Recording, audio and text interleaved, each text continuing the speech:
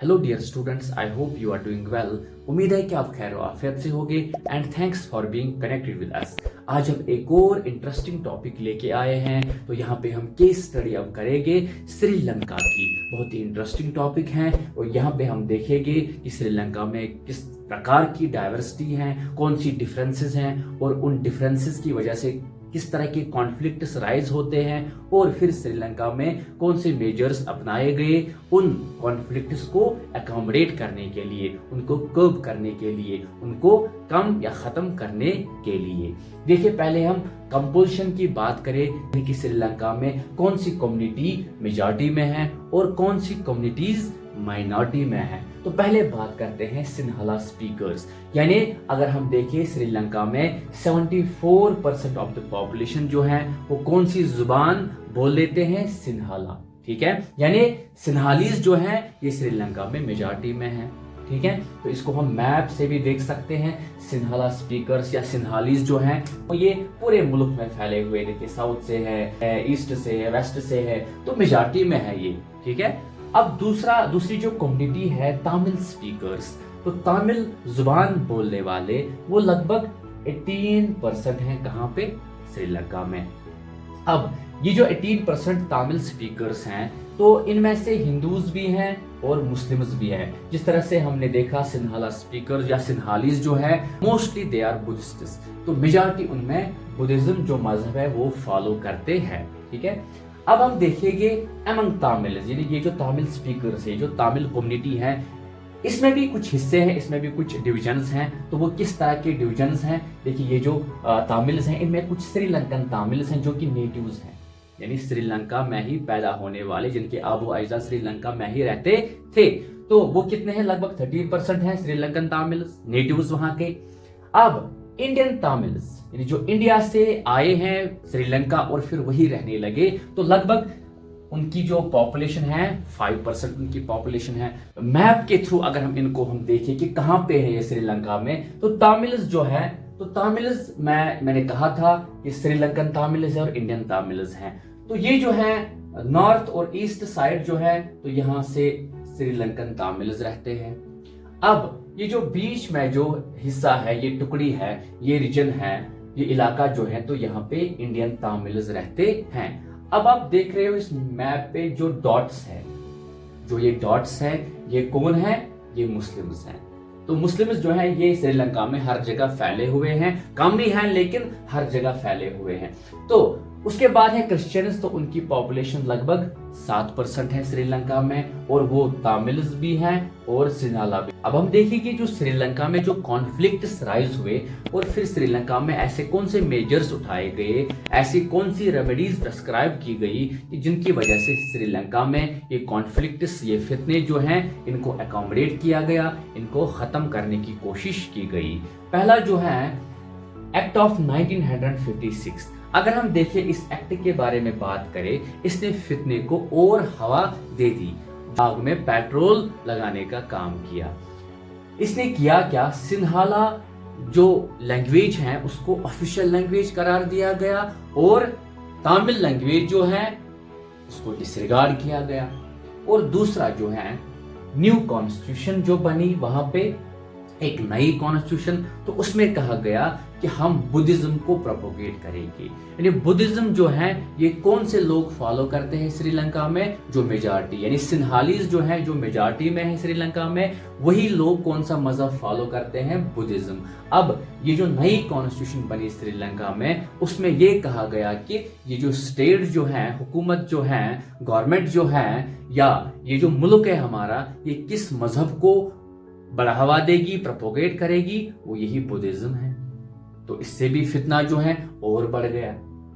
तो इन सब चीजों की वजह से क्या हुआ? तमिल्स को ऐसा लगा कि वी आर बीइंग एलिनेटेड, हमें अलग रखा गया, हमें मेन स्ट्रीम से जुदा रखा गया, अलग थलग किया गया। लेकिन ये जो राइट्स पैमाल हो रहे थे इनके, ये जो हुकूक, इनके राइट्स जो छीने जा रहे थे, अब इन्होंने क्या डिसाइड किया? इन्होंने कहा कि हम अपनी पार्टीज बनाएंगे, हम स्ट्रगल्स लॉन्च करेंगे अपने राइट्स को बचाने के लिए। लेकिन जो भी वो डिमांड करते, उनकी हर डिमांड रद्द की जाती, डिनाई की जाती।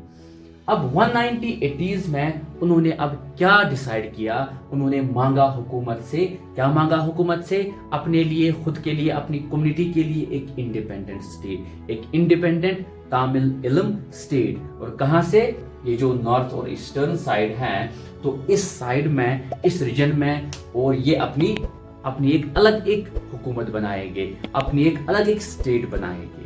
ठीक है, अब ये भी इनको डिनाई किया गया। तो उसके बाद क्या हुआ, इन्होंने एक मिलिटेंट ऑर्गेनाइजेशन बनाई। अपने ऑब्जेक्टिव्स को, अपने मकासदों को हासिल करने के लिए इन्होंने एक मिलिटेंट ऑर्गेनाइजेशन बनाई। तो उस मिलिटेंट ऑर्गेनाइजेशन का नाम इन्होंने क्या रखा, LTTE, यानी लिबरेशन टाइगर्स ऑफ तामिल इल्म। अगर देखा जाए तो यहां से अब आगाज हुआ असली कॉन्फ्लिक्ट का। तो ये जो मिलिटेंट ऑर्गेनाइजेशन है और इनके और मिलिट्री के, हुकूमत की मिलिट्री के दरमियान अब जो जंग हो रही थी, जो सिविल वार खड़ा हो गया, तो ये जंग जो है बहुत देर तक चली, बहुत ही अफरा तफरी पैदा हो गई मुल्क में। अब यही कॉन्फ्लिक्ट को देख के इंडिया में जो उन दिनों प्राइम मिनिस्टर था, प्राइम मिनिस्टर राजीव गांधी, उसने इंटरफेयर किया। उसने इंटरफेयर करके अपनी एक इंडियन पीस कीपिंग फोर्स भेजी इस फितने को खत्म करने के लिए। इस LTTE और हुकूमत के दरमियान जो फितना है उसको खत्म करने के लिए उसने वो फोर्स भेजी थी।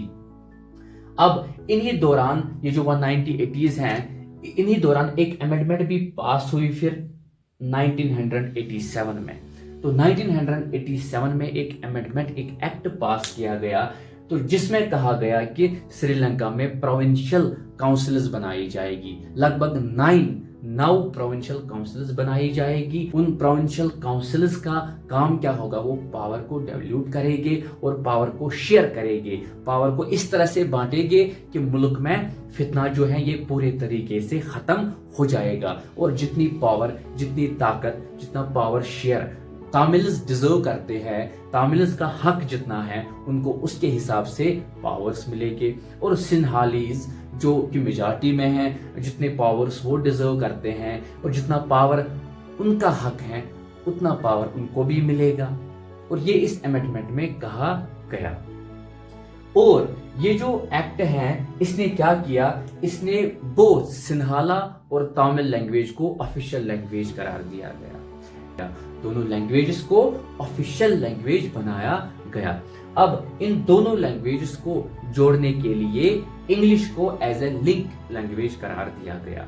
अब देखिए, अब हम देखेंगे श्रीलंका में ये जो फितना है, क्या ये खत्म हो गया, क्या ये कॉन्फ्लिक्ट खत्म हो गया, क्या पावर्स को शेयर किया गया जिस तरह से अमेंडमेंट 13 में कहा गया? नहीं, क्योंकि इसकी इम्प्लीमेंटेशन जो है that is still in question. तो श्रीलंका में इन कॉन्फ्लिक्ट्स को, इन फितनों को पूरे तरीके से खत्म करने के लिए लाजमी है कि अमेंडमेंट 13 को इन ऑल इट्स फॉर्म्स इसको इम्प्लीमेंट किया जाए, पूरे तरीके से इसको इम्प्लीमेंट किया जाए।